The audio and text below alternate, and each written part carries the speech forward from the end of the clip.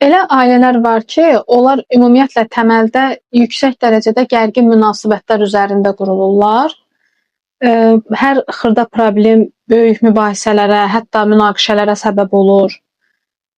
Bu tip ailələrin fərdləri davamlı şəkildə orada olan təhlükə riskinə görə mütəmadi gərginlik yaşayırlar və bu onların təhsil həyatında, karyerasında, münasibətlərində uğursuzluqlara səbəb olur.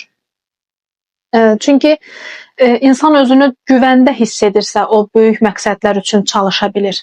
Əgər güvəndə hiss eləmirsə, onun primitiv beyni aktiv olur. Yəni o var ola bilmək mübarizəsi aparır və öz daxili resurslarını ona xərcləyir. Belə olan halda zamanla nə baş verir? İnsanın sinir sistemi davamlı gərgin vəziyyətlə əlaqədar olaraq bir hormonal asıllıq yaranır orada.